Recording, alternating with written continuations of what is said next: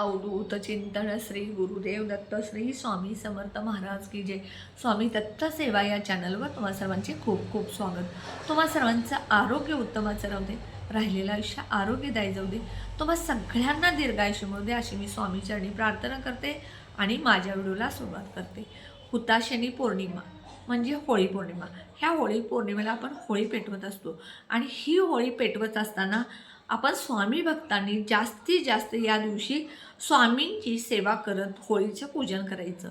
त्यामुळं आपल्या आयुष्यात स्वामींचा सदैव आपल्याबरोबर आशीर्वाद राहील। स्वामी तुमच्या आयुष्यातल्या सगळ्या अडचणी दुःख संकट दूर करतील।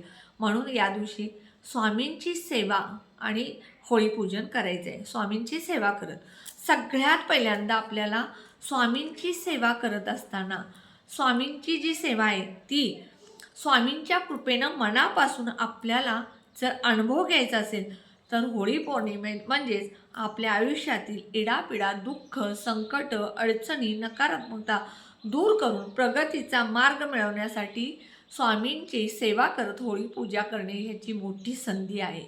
आणि म्हणून या दिवशी आपल्याला 5 गोष्टी करायच्या। ह्या 5 गोष्टी कोणत्या तर सगळ्यात पहिली गोष्ट, ज्या वेळेला आपण होळी पौर्णिमेला बघा पुरणपोळीचा नैवेद्य करतो आणि संध्याकाळी ज्या वेळेला आपण होळी पेटवतो त्यावेळेला होळीमध्ये सुद्धा आपण पुरणपोळीचा नैवेद्य अर्पण करतो।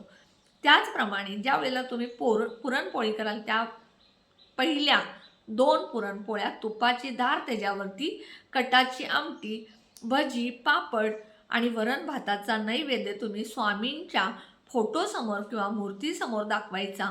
हे नैवेद्य दाखवत असताना तुम्ही स्वामी स्तवन म्हणायचं। यामुळं तुम्हाला स्वामींचा सदैव आशीर्वाद मिळेल आणि अन्नाची कधीच कमतरता तुम्हाला भासणार नाही। दुसरा, या दिवशी स्वामींच्या नामस्मरण करायचं आहे। सतत स्वामींच्या नामस्मरणात राहायचं, श्री स्वामी समर्थ श्री स्वामी समर्थ असं। किंवा ज्या वेळेला तुम्ही होळी पेटवता त्यावेळेला 108 वेळा तुम्ही ज्या वेळेला अग्नितत्व या दिवशी जास्त असतं, अग्नितत्वाला अतिशय महत्त्व असतं आणि या दिवशी तुम्ही एक तरी स्वामी समर्थ महाराजांची नामस्मरणाची माळ करायची आहे। यामुळं तुमच्या आयुष्यातली भीती नकारात्मकता नक्की दूर होईल। त्यानंतर तिसरी गोष्ट, तुम्ही तारक मंत्र जिथं तुम्ही होळी पेटवता त्या ठिकाणी उभारून किंवा तुम्ही देवघरात उभारून तारक मंत्र म्हणायचं आहे। कारण तारक मंत्रामध्ये इतकी ताकद आहे की होळीच्या दिवशी जर होळी पेटवल्यानंतर होळीजवळ उभं राहून 3 वेळा तारक मंत्र म्हटला तर यातील ऊर्जा तुमच्या संकटाचा नाश करते आणि तुम्हाला संकटापासून दूर करते। त्यामुळे या दिवशी नक्की तारक मंत्र करा म्हणा। चौथी गोष्ट, होळी ज्यावेळेला आपण पेटवतो त्यावेळेला होळी पेटवत असताना आपण होळीला प्रदक्षिणा घालत असताना नामस्मरण करायचं आणि 1 नारळ तुम्ही त्या होळीमध्ये टाकायचा आणि 7, 5 किंवा 11 प्रदक्षिणा घाला। प्रदक्षिणा घालताना घरातील दारिद्र्य वाईट शक्ती आजारपण ह्या अग्नीत भस्म झालीत अशी प्रार्थना करायची।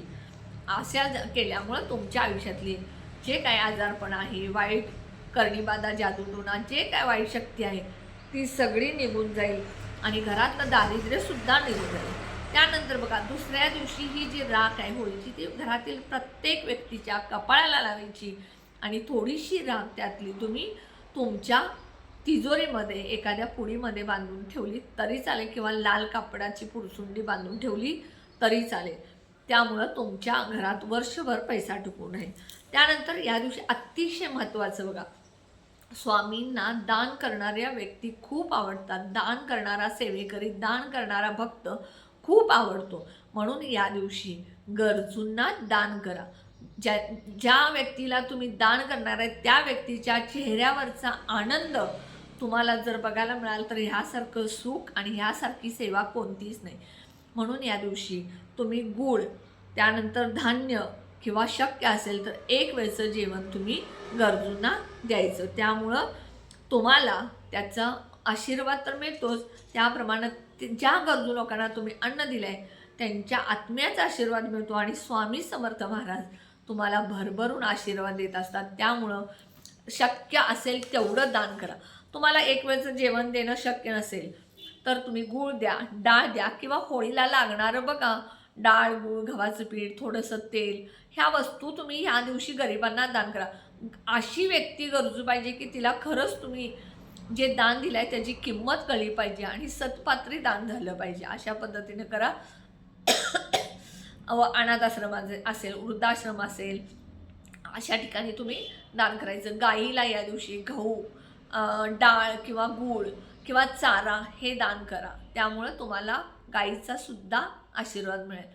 अशा पद्धतीनं या दिवशी ह्या 5 गोष्टी स्वामी भक्तांनी आवर्जून करायचे. जो खरा स्वामी भक्त मनापासून ह्या सेवा करतो त्याला स्वामी कधीच कशाची कमी पडू देणार नाहीत.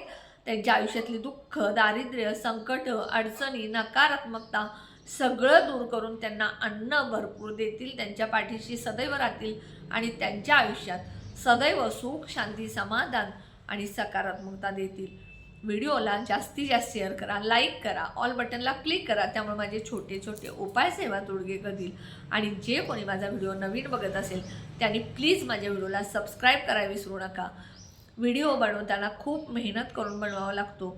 व्हिडिओ बघणाऱ्यांनी फक्त एक सबस्क्राईब तुमचं व्हिडिओ बनवणाऱ्यासाठी महत्त्वाचं असतं. त्यामुळे व्हिडिओला सबस्क्राईब करा आणि सगळ्यांना सपोर्ट करा. श्री स्वामी समर्थ.